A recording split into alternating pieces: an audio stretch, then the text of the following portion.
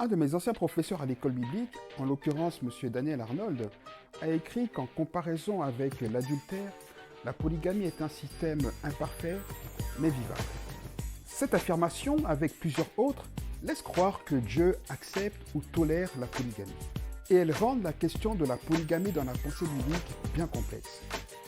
D'autant que la Bible nous présente plusieurs personnes, plusieurs hommes de Dieu étant polygames, sans les condamner explicitement. Et cela laisse des portes ouvertes, y compris pour les pays où la polygamie est un délit. Puisque pour certains, si on trouve une sorte de compromis avec le partenaire, un compromis dans lequel il ou elle est au courant qu'il y a quelqu'un d'autre et l'accepte, pour une raison ou une autre, alors on considère que ce n'est pas de l'adultère. Et même quand la loi l'interdit, certains peuvent croire que pour Dieu c'est ok. Et bien évidemment, c'est bien là le principal. Cependant, pour la grande majorité des théologiens, dont fait partie M. Arnold que j'ai cité tout à l'heure, et je tiens à le préciser, la polygamie n'est pas conforme à l'enseignement biblique sur le mariage. Alors, qu'en est-il vraiment? Eh bien, c'est à cette question que j'aimerais répondre aujourd'hui. À toutes et à tous, bonjour.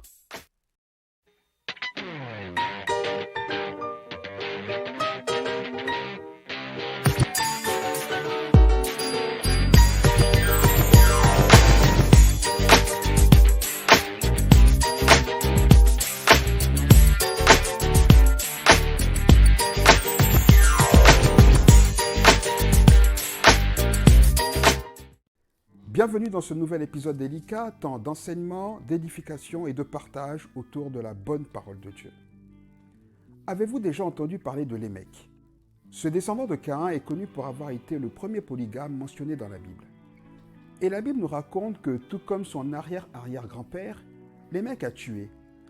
Lémec a tué non pas une, mais deux personnes, dont un enfant, avant de menacer de mort quiconque oserait le reprendre pour son double homicide.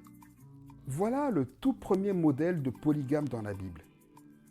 Il s'agit d'un homme qui, comme le précise Jude dans sa lettre, a marché sur les voies de Caïn, c'est-à-dire dans la rébellion contre Dieu.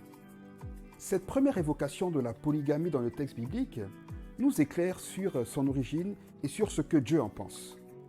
La polygamie est sans équivoque une corruption de la monogamie.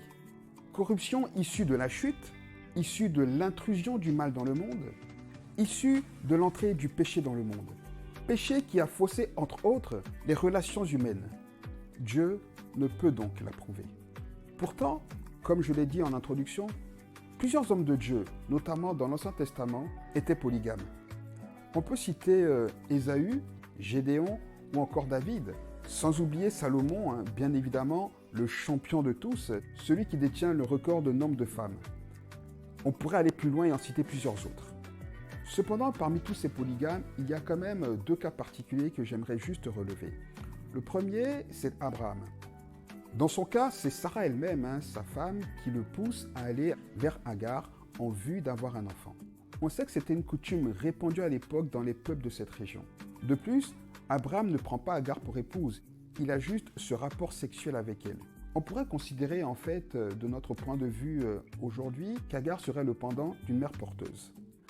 Le deuxième cas est celui de Jacob. Jacob a été, ne l'oublions pas, trompé par son beau-père Laban qui lui a donné Léa, la sœur de Rachel, qu'il voulait épouser à la place de celle-ci le soir de leur nuit de noces. Ceci dit, la particularité de ces cas ne change absolument rien aux effets néfastes de la multiplication de partenaires, que ce soit dans le cadre d'une polygamie en bonne et due forme ou pas. Mais nous y reviendrons dans une prochaine vidéo. Dans l'Ancien Testament donc, la polygamie pratiquée par ces hommes de Dieu et certainement par plusieurs autres hommes appartenant au peuple de Dieu n'est rien d'autre qu'une pratique de désobéissance. Une pratique désobéissante adoptée sous l'influence des nations païennes voisines. Mais nous devons observer et accepter que Dieu a laissé faire. Il a toléré la polygamie. Et il l'a fait notamment parce que dans ces sociétés patriarcales de l'époque, il était presque impossible pour une femme seule de subvenir à ses besoins. La majorité des femmes, pour ne pas dire quasiment toutes les femmes, à l'époque, n'avaient ni éducation, ni formation professionnelle. Et toutes ces femmes dépendaient d'un homme, un père, un frère ou un mari, pour pourvoir à leurs besoins et les protéger. Malheureusement, dans ces sociétés de l'époque où le pouvoir de l'homme était dominant, une femme célibataire était souvent exposée à la prostitution ou à l'esclavage. Et pour ces raisons bien évidentes, afin d'éviter notamment la multiplication des désastres sociaux et humains, Dieu a toléré la polygamie. Il l'a tolérée sans jamais l'approuver. D'ailleurs, il l'a tolérée en lui imposant des limites qui sont inscrites dans la loi de Moïse. Et cette déclaration que la polygamie a été seulement tolérée et jamais approuvée par Dieu est claire si on s'en réfère au but initial de Dieu concernant le mariage. Dieu a créé l'homme et la femme pour qu'ils soient monogames.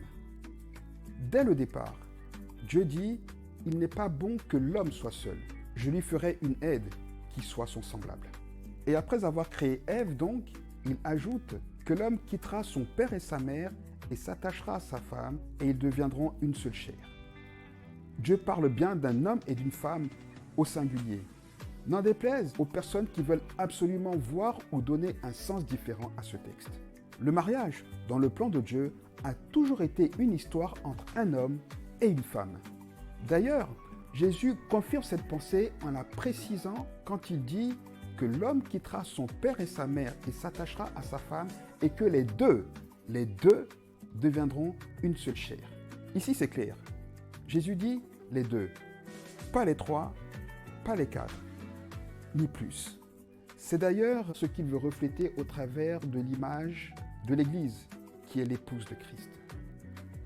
Alors, quand bien même la polygamie apparaît être un système vivable, bien qu'imparfait, quand bien même elle paraît être une forme d'honnêteté face à certaines circonstances, pour le chrétien né de nouveau, elle ne peut jamais être envisagée.